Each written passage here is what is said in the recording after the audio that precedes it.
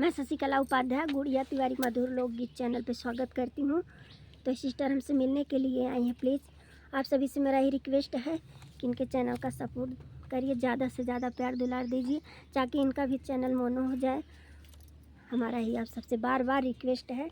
नमस्कार।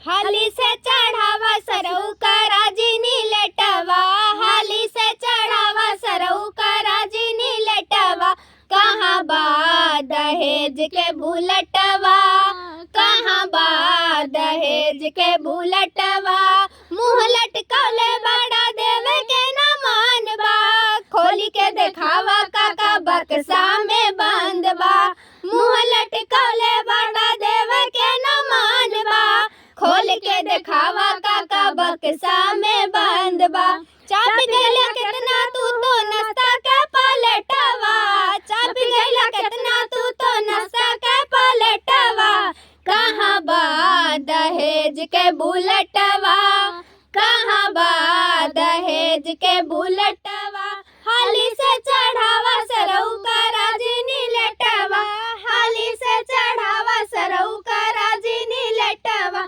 कहाँ बा दहेज के बुलटवा, कहाँ बा दहेज के बुलटवा, गिनल रुपया गड्डी हाथवा पे धादा, तिलक में चाही जवन ऊ है तू कैदा, गिनल रुपया गड्डी हाथवा पे धादा, तिलक में चाही जवन ऊ है तू कैदा, बाटी भी कूलर फ्रिज गोदरेज या सोफावा, बाटी भी कूलर फ्रिज गोदरेज या सोफावा, कहाँ बा दहेज के बुलटवा, कहाँ बा दहेज के बुलटवा, हाली से चढ़ावा सरऊ का राजिनी लटवा, हाली से चढ़ावा सरऊ का राजिनी लटवा, कहाँ बा दहेज के बुलटवा, कहाँ बा दहेज के बुलटवा। हमारा गीत कैसा लगा कमेंट में ज़रूर बताइएगा। प्लीज़